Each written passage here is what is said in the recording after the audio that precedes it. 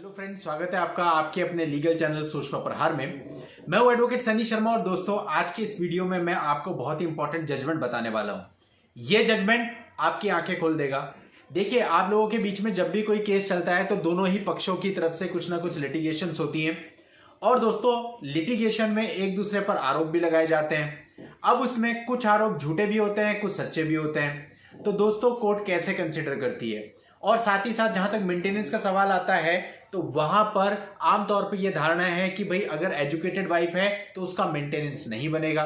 ऐसे में क्या हस्बैंड को निश्चिंत हो जाना चाहिए कि उसकी वाइफ वेल एजुकेटेड है या फिर कहीं जॉब करती है तो उसको कुछ देना नहीं पड़ेगा, या इसके बावजूद भी उसको चिंता करने की जरूरत है?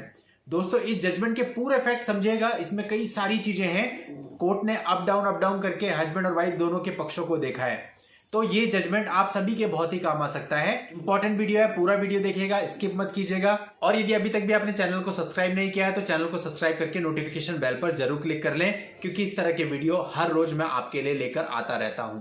तो चलिए दोस्तों पूरे मामले को समझते हैं। यहां पर जो शादी थी 2016 में हुई थी और वाइफ ने अपनी तरफ से हस्बैंड पर अपनी डाइवोर्स पिटीशन में एलिगेशन लगाए।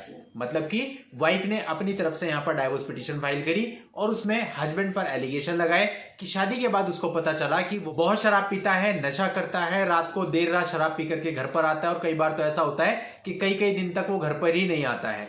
और इसके साथ साथ वो उसके साथ क्रूअल्टी भी करता है और उसके जो घर वाले यानी सासू माँ है वो भी क्रूअल्टी करती हैं, और जो सासू माँ है वो उससे उसकी ज्वेलरी की मांग करती हैं जो कि उसको शादी के समय गिफ्ट में मिली थी। मतलब कि सीधा सीधा जो उसका स्त्री धन था उसकी मांग करती हैं। और इसके साथ साथ जो उसका हस्बैंड है उसने एक बार 10 लाख रुपए उसके लॉकर में से निकाल लिए थे और उसने बहुत सारे लोगों से उधार ले रखा है और वो अपना पैसा मांगने के लिए लोग मैसेज करते रहते हैं। और एक बार ऐसा भी हुआ था कि चेक बाउंसिंग का एक नोटिस उसके घर पे आया था, वो मराठी में था, उसको समझ नहीं आया, उसने नोटिस को रिसीव कर लिया, तो इस बात पर उसके हस्बैंड ने उसके साथ बहुत क्रूअल्टी करी। तो दोस्तों ये वर्जन था वाइफ का।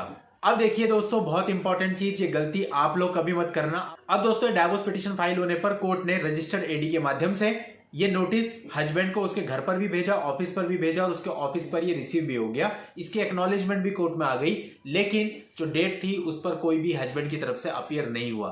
तो कोर्ट ने एक्स पार्टी प्रोसीडिंग इसमें करी। एक्स पार्टी प्रोसीडिंग में केवल वाइफ के साइड के एविडेंस देखे गए और जजमेंट के लिए फाइल लगा दी गई। तो यदि ये गलती आप भी करते हैं कि आपने नोटिस तो रिसीव कर लिया है लेकिन आप वहां पहुंचते नहीं है, तो ऐसे में कोर्ट जो है वो पूरी प्रोसीडिंग को एक्स पार्टी चला करके जजमेंट कर देगी। यानी कि केवल सामने वाली पार्टी की ही बात सुनी जाएगी, आपकी कोई बात नहीं सुनी जाएगी और जजमेंट हो जाएगा। तो जाहिर सी बात है जब आपका पक्ष ही नहीं सुना गया तो जो जजमेंट होगा वो उसी के फेवर में होगा, तो फिर ऐसे में आप पछताएंगे। तो इसलिए कभी भी कोर्ट का नोटिस मिलने पर उसे इग्नोर ना करें। अब दोस्तों इस मामले में कोर्ट ने 22/9/2018 की तारीख लगा दी जजमेंट देने की। अब इस बीच जाकर के हस्बैंड को होश आया कि भाई तो जजमेंट उसके खिलाफ हो रहा है, वो कोर्ट में पहुंच गया। उसने एक एप्लीकेशन लगा दी एक्स पार्टी ऑर्डर को सेटिसाइड करने के लिए। लेकिन दोस्तों अब ये वो स्टेज नहीं थी, क्योंकि अब तक तो कोर्ट डिसीजन ले चुकी थी, केवल जजमेंट को प्रोनाउंस करना था। तो कोर्ट ने कहा अब इस स्टेज पर आपकी एप्लीकेशन मेंटेनेबल नहीं है और उसके एप्लीकेशन को नहीं माना गया। और फाइनली 25/10/2018 को कोर्ट ने अपना जजमेंट दे दिया, वाइफ के फेवर में डाइवोर्स की डिक्री ग्रांट कर दी और हस्बैंड को परमानेंट एलिमनी के रूप में 10 लाख रुपए वाइफ को देने के लिए कहा गया। अब दोस्तों इस ऑर्डर के खिलाफ हस्बैंड ने एक अपील डाली और इस ऑर्डर के ही खिलाफ वाइफ ने भी एक अपील डाली। अब दोस्तों हस्बैंड ने जो अपील डाली वो तो इस वजह से डाली कि उसके इस एक्स पार्टी ऑर्डर को सेटिसाइड कर दिया जाए, या ऑल्टरनेटिवली जो उसका मामला है वो ट्रायल के लिए वापस फैमिली कोर्ट भेज दिया जाए और वो दोनों पक्षों की बात को सुनने के बाद मेरिट के बेस पे तय हो। और वाइफ ने जो अपील डाली वो इसलिए डाली कि 10 लाख रुपए जो एलिमनी है वो बहुत कम है, उसको एलिमनी के लिए कम से कम 50 लाख रुपए ग्रांट किए जाएं। अब दोस्तों दोनों ही अपील को मर्ज करके सुना गया। अब दोस्तों हस्बैंड ने अपने पक्ष में अपील में यह बात रखी कि जो हमारे बीच में मैरिज है ये सपिंड रिलेशनशिप में आती है। ये बाद में पंडित के द्वारा पता चला और जब ये पता चला तो ये सेरेमनी को हमने अबॉर्ट कर दिया, कैंसिल कर दिया। इसलिए दोनों पक्षकारों के बीच में कोई भी लीगल और वैलिड मैरिज कभी थी ही नहीं। साथ ही उसने ये कहा कि जितने भी एलिगेशन उसके ऊपर लगाए गए हैं सब झूठे हैं। साथ ही वाइफ के बारे में उसने बताया कि वो वेल एजुकेटेड है और प्रोफेशनली क्वालिफाइड है। वो एक फिजियोथेरेपिस्ट है, उसने बैचलर डिग्री फिजियोथेरेपी में ले रखी है। वो कई सारी ऑर्गेनाइजेशन की मेंबर भी है और बहुत अच्छी अर्निंग भी करती है। इसके अलावा इंटरनेट पर उसने एक ऐड डाला हुआ है आर्थ्रोस क्लिनिक के नाम से, जिसमें वो ये ट्रीटमेंट देती है और इसके साथ ही जो उसकी लिंक्डइन प्रोफाइल है वहां पर ही शो कर रहा है कि वो सहज हॉस्पिटल में एज ए फिजियोथेरेपिस्ट काम करती थी। वहां पर उसने 5 साल का एक्सपीरियंस अपना दिखाया हुआ है। साथ ही हस्बैंड ने कहा कि उसकी सैलरी बहुत ही कम है, उसके बहुत सारे खर्चे भी हैं और उसकी जो वाइफ है उसने डीबी एक्ट भी डाला हुआ है जो कि उसने कोर्ट को नहीं बताया। इस तरह से वाइफ ने कोर्ट से मटेरियल फैक्ट्स को छुपा लिया है।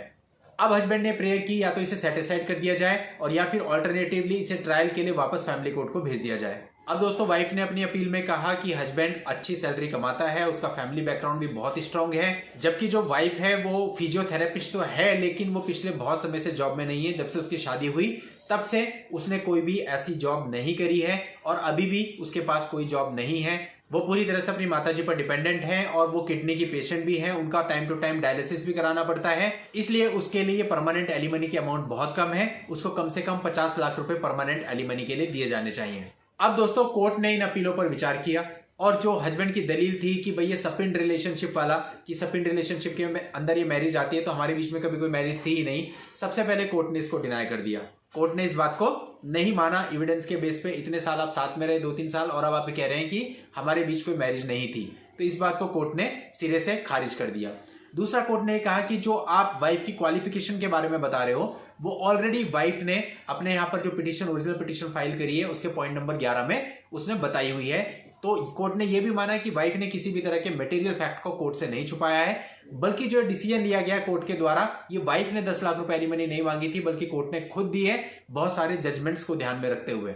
तीसरा, हस्बैंड ने एक जगह पर यह भी कहा था कि जो कोर्ट है, कोर्ट ने, फैमिली कोर्ट ने उसकी काउंसलिंग नहीं कराई और डायरेक्टली ऐसा जजमेंट दे दिया। तो यहां पर हाई कोर्ट ने यह कहा कि भाई आपने मौका ही कहां दिया, आप तो नोटिस रिसीव करने के बाद भी फैमिली कोर्ट के सामने अपीयर नहीं हुए। यदि आप अपीयर होते तो कोर्ट ऐसा डिसीजन भी नहीं देती और आपकी जो है रिकंसिलिएशन की भी कोशिश करती, लेकिन जब आप अपीयर ही नहीं हुए तो इसमें कोर्ट की क्या गलती है।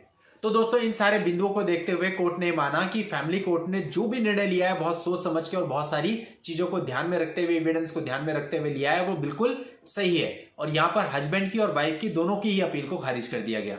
तो देखिए दोस्तों, ये जजमेंट हमें बहुत सारी चीजों को क्लियर करता है। ऐसा बिल्कुल भी नहीं है कि वाइफ वेल एजुकेटेड है तो उसे आपको 1 रुपए भी नहीं देने पड़ेंगे। और दूसरा, ऐसा भी नहीं है कि वाइफ जो मर्जी वो मांगेगी तो कोर्ट उसको दे देगी। कोर्ट, वाइफ अगर कहती है मुझे 50 लाख चाहिए तो कोर्ट 50 लाख दे देगी, 60 चाहिए तो 60 दे देगी। इसलिए आप सबको अपनी पिटीशंस देख करके घबराने की जरूरत नहीं है। जहां वाइफ ने लिखा होता है मुझे 50 लाख चाहिए, 1 करोड़ चाहिए या 2 करोड़ चाहिए, कोर्ट पूरे मामले को देखेगी, आपकी एक्चुअल सैलरी को देखेगी, उसकी पोजीशन को देखेगी और सारी चीजों को देखते हुए बहुत ही सोच विचार के निर्णय लेगी और तभी कोई ऑर्डर करेगी। तो हमारी न्याय व्यवस्था जो है वो बहुत धीरे चलती है, ये मैं भी मानता हूं। जुडिशियल प्रक्रिया हमारी बहुत स्लो है, लेकिन इसके बावजूद दोस्तों अगर आप तरीके से लड़ते हैं तो अंत में डिसीजन बहुत सोच समझ कर होता है। दोस्तों आप लोगों की हेल्प के लिए इस जजमेंट का लिंक मैं इस वीडियो के नीचे डिस्क्रिप्शन में दे रहा हूं, वहां जाकर के आप इस जजमेंट को पढ़ सकते हैं, कॉपी कर सकते हैं और डाउनलोड कर सकते हैं। अपनी किसी भी पर्सनल प्रॉब्लम के लिए यदि आप मुझसे बात करना चाहें तो उसके लिए इस वीडियो के नीचे डिस्क्रिप्शन में मेरा व्हाट्सएप नंबर दिया हुआ है। उस व्हाट्सएप नंबर पर व्हाट्सएप मैसेज करके आप अपनी अपॉइंटमेंट बुक करके मुझसे बात भी कर सकते हैं और मिल भी सकते हैं। नेक्स्ट वीडियो में नई लीगल जानकारी के साथ मैं आपसे फिर मिलता हूं, तब तक के लिए good bye and thank you for watching. Take care.